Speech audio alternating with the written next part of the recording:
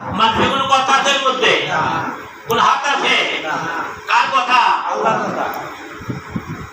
এটা হলো আল্লাহর কথা। কালামুল্লাহ, কালাম মানে বাক্য, আল্লাহ মানে আল্লাহ, আল্লাহর বাক্য। কার বাক্য? আল্লাহর বাক্য। এই কোরআন শরীফ আমরা অনেকেরা পড়তে পারি না, পড়ার চেষ্টা হয়তো করি নাই, হয়তো গার্জেনের চেষ্টার অভাব ছিল, অথবা গার্জেন চেষ্টা করতে আমরা অবহেলা করছি। হ্যাঁ, পড়াশুনি করছি, বক্তব্য শুনি করছি, কি বলে কোরআন শরীফ পড়তে পারি নাই। সাউন্ড নাই কেন? সামনে ওখানে আছে দাদা সামনে না আমাদের আছে এবার বানাবো। তো দেখা গেছে কি আমাদের আওয়াজ হচ্ছে কি ও সুন্দর আছে আলো চালু যাক আলহামদুলিল্লাহ।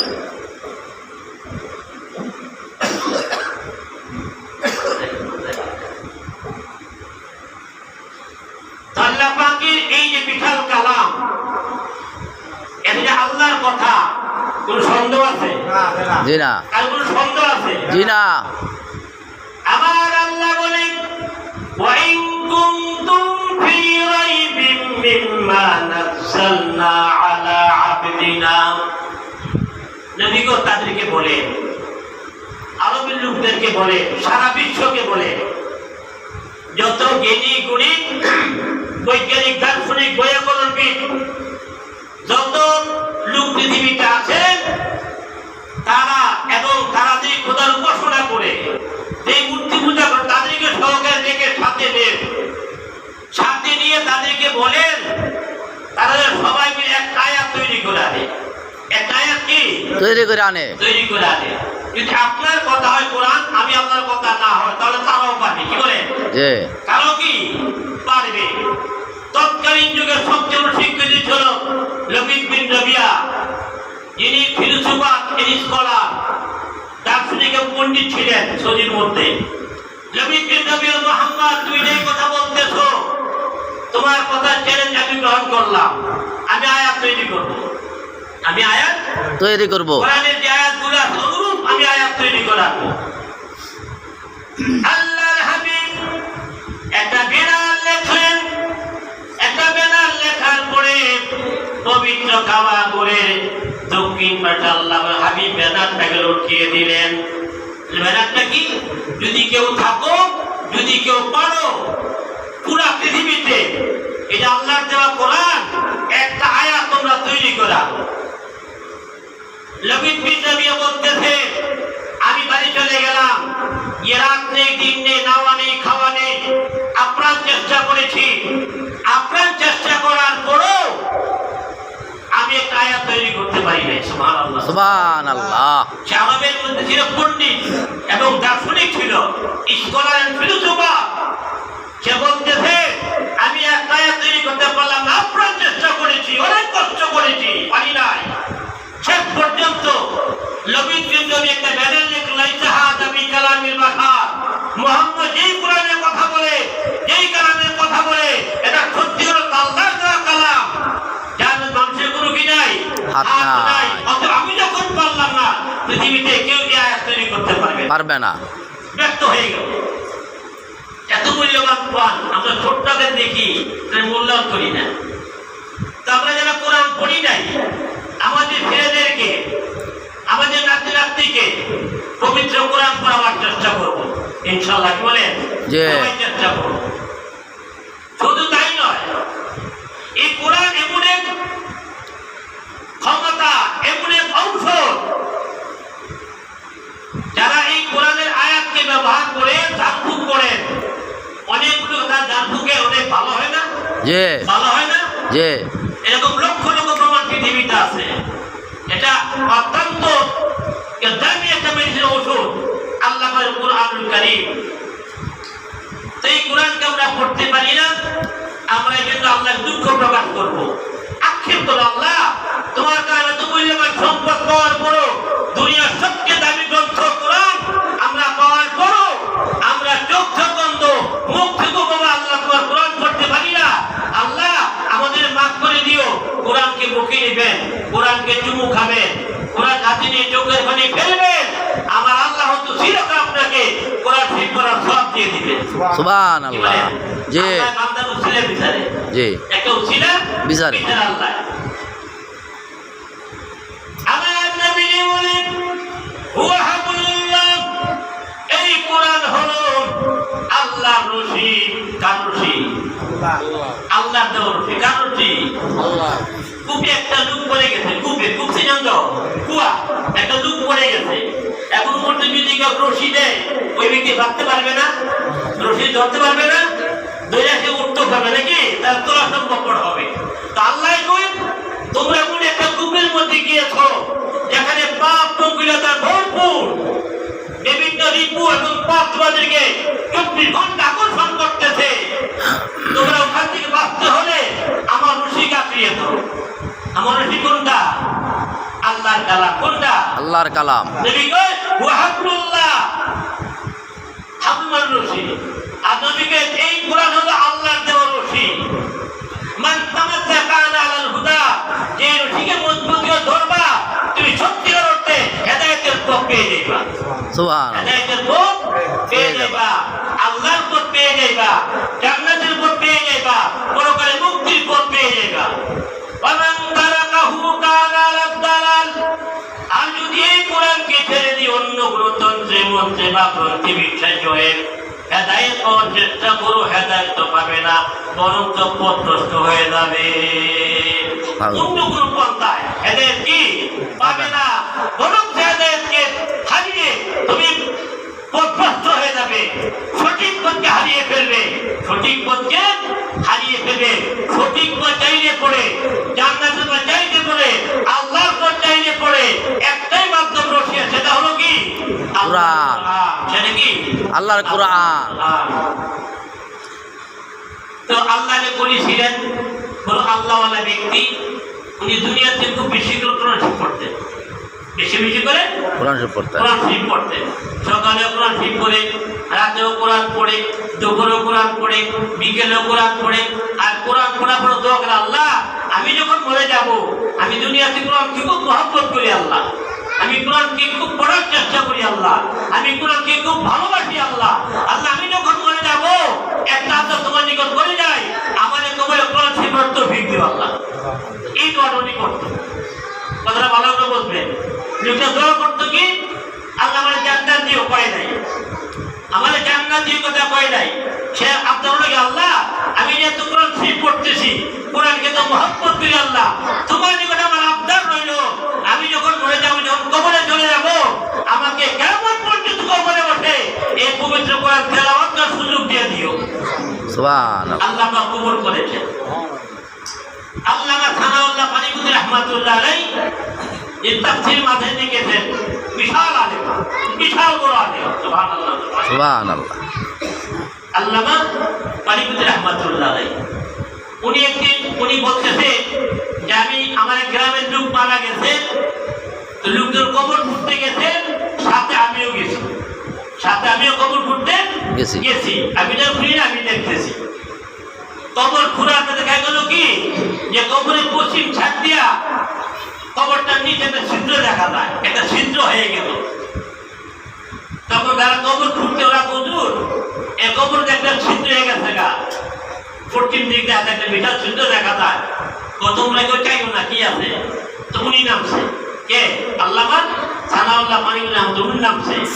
নাই উনি দেখে যে উনি চেয়ে থেকে পাশের একটা কবরে, পাশের কবরে একটা লোক বসে বসে আল্লাহ কোরআন পড়তেছে। সুবহানাল্লাহ।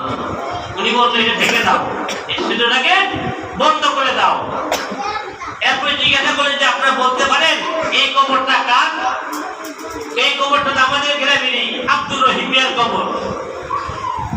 তো উনি ওনার বাড়িতে গেলেন, কি ওনার ছেলেকে ডাকলেন, বড় ছেলে আসলো, ওনার বিবিও বেরিয়ে আসছে, বললো যে আমি তো আজকে তোমার আপনার কবর খুঁড়তে গেলাম, একটা ঘটনা দেখলাম। কি ঘটনা? তোমার একটা কবর জীবিত এবং আল্লাহর কালাম পড়তেছে। আচ্ছা সত্য করে বলো তো তোমার আব্বা কি আমল করতো? এবং তার বলছেন আমার আব্বা কোরআন খুব বেশি করে পড়তেন, কোরআনকে খুব বেশি বেশি করে তেলাওয়াত করতেন। আর তেলাওয়াত করার পর আল্লাহ আমি দুনিয়া দুনিয়াতে কোরআনকে খুব মহব্বত করি আল্লাহ, আমি কোরআনকে খুব বেশি করে পড়ি আল্লাহ, আমি যখন দুনিয়া থাকবো না, কবরে চলে যাব, তখন কেমন পর্যন্ত আমাকে আল্লাহ কবরে কোরআন শিক্ষার তৌফিক দিও। আপনার তোমার সাথে এইটাই করলাম। কথাটা আসলে ঘটনা এই জায়গাতেই ঘটছে, কি বলে? অতএব এই পবিত্র কোরআনুল কারীম কত বড় সংবিধান, কত বড় সংবিধান। ডক্টর মরিস বুকাইরি, ডক্টর মরিস বিখ্যাত বিজ্ঞানী, সারা দুনিয়া যাকে ছিলেন ডক্টর মরিস বুকাইরি, তিনি আগে নাস্তিক ছিলেন, কোরআন বিরোধী ছিলেন, ইসলাম বিরোধী ছিলেন।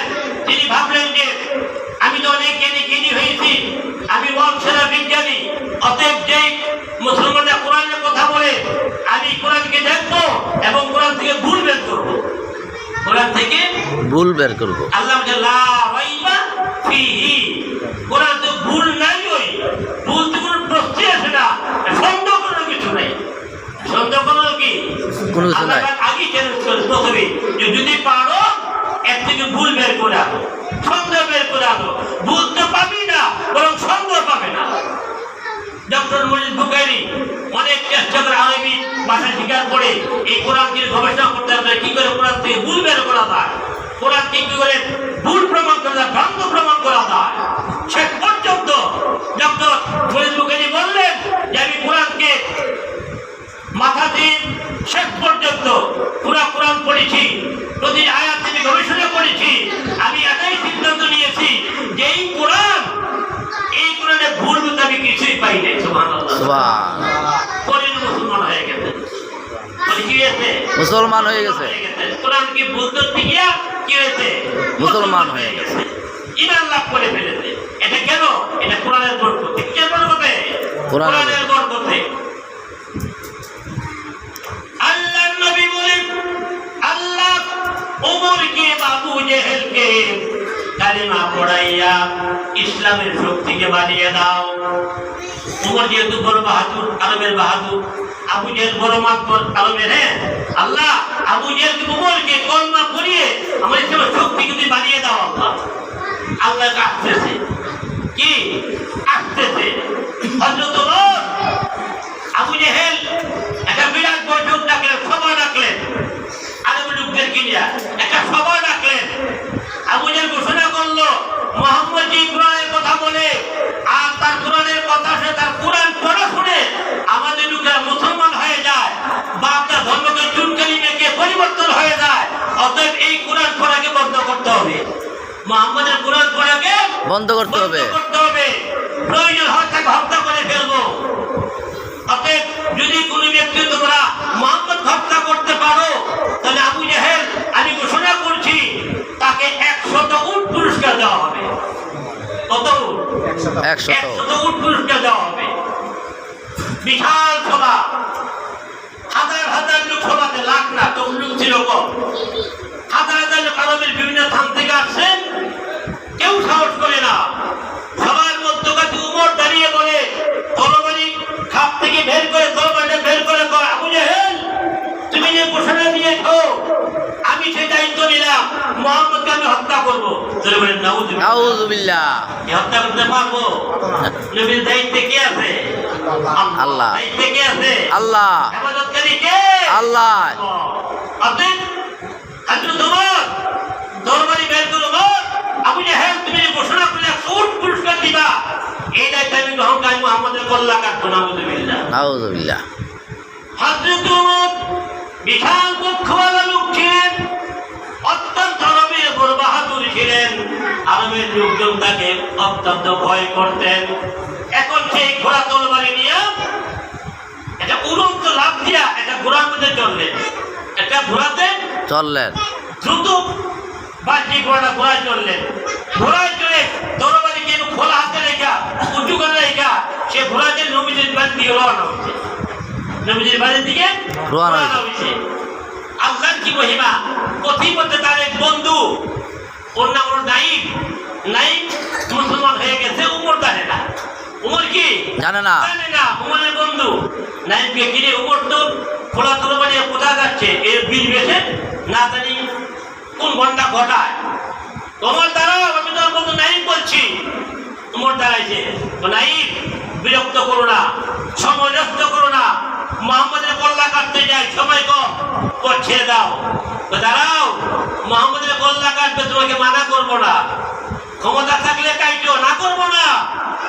আগে তুমি তো নেই বিচারো, তুমি যদিও নাস্তিক, মুসলমান না, তোমার বিচার ঠিক আছে, তুমি কাজের মতো নেই বিচার করতা। অতএব তোমার বোনের ভগ্নিপতি কে? বোনের বোনের ভগ্নিপতি কালেমা পড়ে মুসলমান হয়ে গেছে, আগে তাদেরকে সাহায্য করে আসো, তারপর নমিনি করতে হোক। সুবহানাল্লাহ, সুবহানাল্লাহ। তোমার বলে ঠিকই বলেছো, আগে নিজের ঘরে আগুন দিয়ে আসি, এরপর ঘুরে যাবো। এবার ঘুরে বাড়িতে রওনা হয়েছে, ঘোরা ফিরে আয়। এই যে ঘোরা ফিরে রয়েছে, ফিরেছে কে? আল্লাহ। আমার বোনের ঘরের দরজায় যে দাঁড়িয়ে শুনে জোহরের নামাজের পরে বোনার ভগ্নিপতি ঘরে বসে বসে আল্লাহর কালাম পবিত্র কোরআন শরীফ পড়তেছে। সূরা তাহা এবং সূরা হাদীদ, এই দুইটা সূরা পড়তেছে। সূরা তাহা এবং সূরা হাদীদ, এই দুইটা সূরা পড়তেছে। ওমর তো একদিকে মুসলমান যুদ্ধ খুব রাগ হয়ে গেছে, আবার যে কোরআন শরীফ পড়তেছে, এখন যে শেখ করে আগে অগ্নিসন্ধ হয়ে গেছে, বিকট রাগ করে ফেলেছে, বোন তুমি হত্যা করে ফেলবে। ডাকতে বোন দরজা খোল।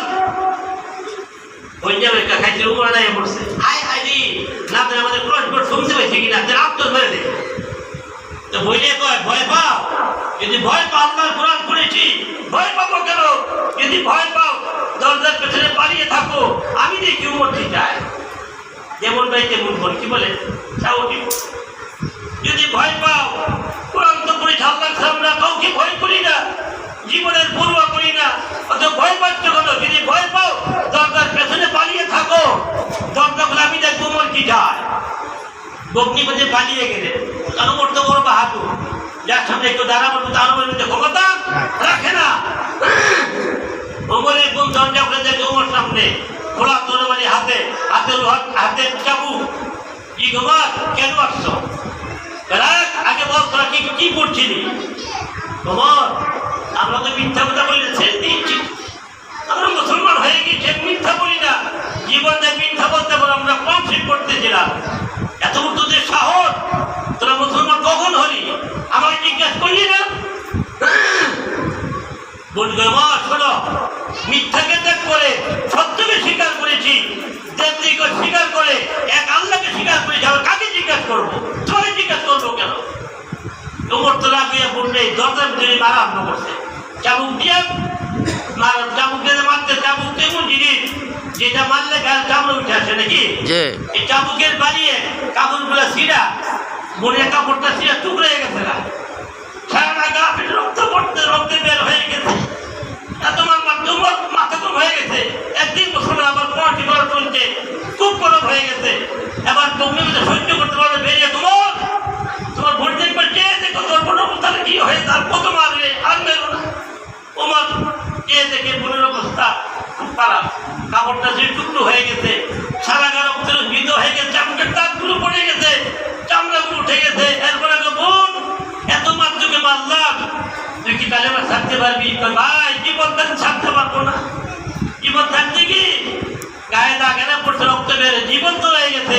অতএব জীবন থাকতে যে কালাম আমরা গ্রহণ করে নিয়েছি, পড়েছি, এই কালামকে আমরা ছাড়তে পারবো না।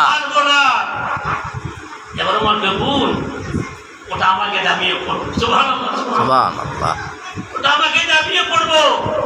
বলতো ভাই, তুমি তো নাস্তিক, তুমি তো কাফের, তোমাকে এই কোরআন শরীফ অপবিত্র অবস্থা কি স্পর্শ করা যাবে না। আসো, গোসল করে আসো, আমার সাথে আসো, উজু বানাও, আমি দেখে উজু বানাবে কি আমি দেখিয়ে দেবো।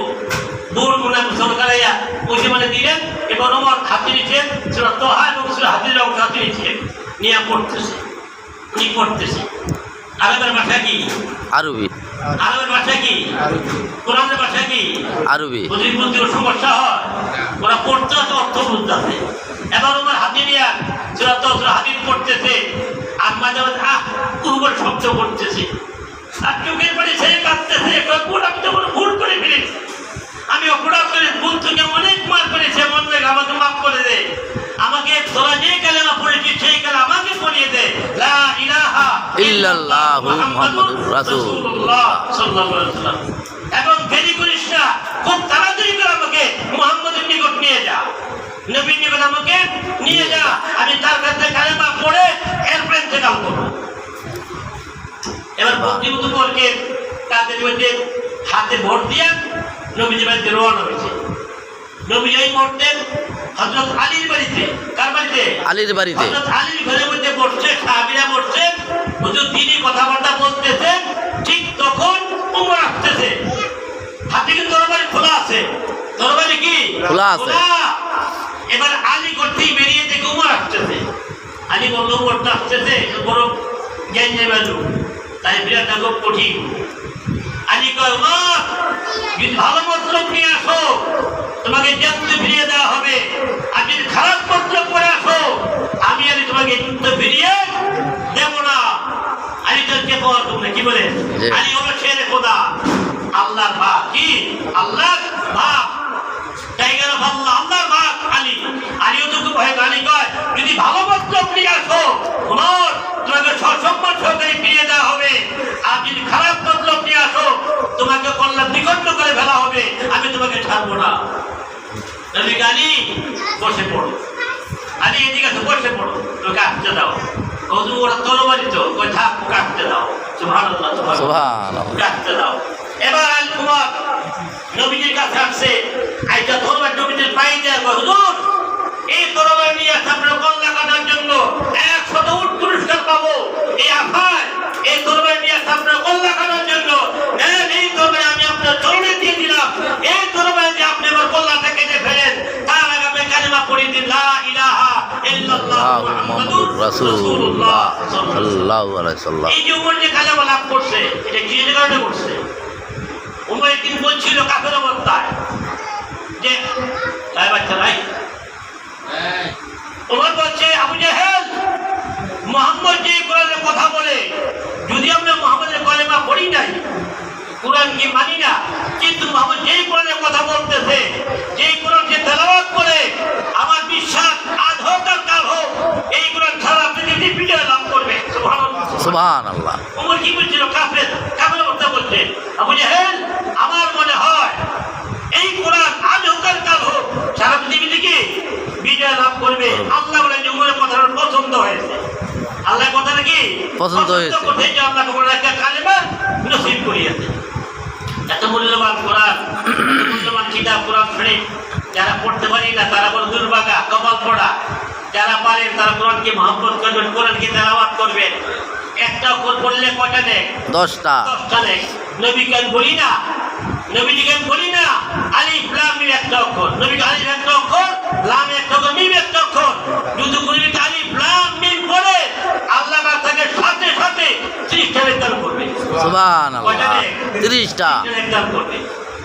আর কোরআন এমন জিনিস যেটা পড়লে দাম বাড়ে। দাম কি বাড়ে? কোরআনের সাথে যেই লাগে সেই দামি হয়ে যায় নাকি? জি। বাবা মারা গেছে, মার্কিন কাপড় দিয়ে কাপড় পরাইছে না, একটু কাপড় উঠছে, এই কাপড়টা দিকে কোরআনের একটা গিলাপ বানাইছে নাকি? এই কাপড়টা সবচেয়ে কম দামি কাপড় এবং মুরতাজা কাপড়। অথচ এই কাপড়টা যখন কোরআনের গিলাপ হয়ে গেল, কোরআন দামি ঢুকে গেল, এখনই গিলাপটা পায়ে লাগছে, সালাম করেনি? জি, সালাম করে। জি, গায়ের কোট দামি জামা, তখন সালাম করি না আমরা, দামি জামা না, দামি কাপড় না, সালাম করে। কিন্তু মার্কিন কাপড় সবচেয়ে কম দামি কাপড়, এই কোরআনটার সাথে লাগছে, এই কাপড়ের দাম বেড়ে গেছে। এখন এই কাপড়টা কি পায়ে নাচি না হয়ে চুমুর উপযুক্ত হয়ে গেছে। সুবহানাল্লাহ, এরকম জিনিস তার সাথে যারাই লাগবে তারাই দামি হয়ে যাবে। অতএব আল্লাহকে পেতে চান, পরকালে আপনি মুক্তির জীবন চান, বাঁচতে চান, কোরআন কয় আল্লাহর বান্দা বান্দিরা তোমরা শুনে রাখো, আমি কোরআন দায়িত্ব নিলাম, তোমরা যদি আমাকে মহব্বত করো, আমাকে তেলাওয়াত করো, আমার মধ্যে তোমরা জীবন গঠন করতে পারো, তাহলে আমি কোরআন দায়িত্ব নিলাম, তোমাদেরকে সব বিপদ থেকে মুক্ত করে পরকালে জান্নাতে পৌঁছিয়ে দেব। সুবহানাল্লাহ, জান্নাতে পৌঁছিয়ে দেব। কালামুল মুলুকে, মুলুকুল কালাম, বাদশার কথাও কি বুঝলেন না? বাদশার কথা কি? বাদশার কত? বাদশা না? যখন যদি কাউকে কয় আগামীকাল 6টা থেকে বিকাল 6টা পর্যন্ত কাল থাকবে, একটা লোক বেরোবে গুলি করে মেরে ফেলবে, আমরা বেরিবেন কেউ? জি না, বেরিবেন না। কেন? যখন দাম আছে মানে আমি যদি কই আগামীকাল সারা দেশে কাজ বোঝা হলো কেউ করতে বের হবে না, কেউ মানবো বলে জি না তার আমি দেই লোক আমার কথাও কি কেতটুকু দাবি ইউনুস সাহেব যেরকম দাবি লোক তার কথাও কি দামি। আল্লাহ মহান তার কথাও কি দামি। অতএব আল্লাহর কোরআনকে মহব্বত করা, আল্লাহর কোরআনকে ভালোবাসা, আল্লাহর কোরআনকে সাপোর্ট দেওয়া, আল্লাহর কোরআনের পক্ষে থাকা মানে আল্লাহর পক্ষে থাকা। কার জি পক্ষে থাকা? আল্লাহর পক্ষে। আল্লাহ পাক আমাদেরকে এই পবিত্র কোরআনুল কারীমকে আমরা মহব্বত করে পড়বো, ছেলে মেয়েকে পড়াবো, নাতি-নাতনিকে পড়াবো এবং কোরআনকে খুব মহব্বত করে আমরা সসম্মানটা ধরে রাখবো। বাইরে এমন ঘরে আমরা যাই, দশজন আলেম দাওয়াত দিছে, কোরআন খতম হবে, কোরআন খতম হবে, হ্যাঁ, 10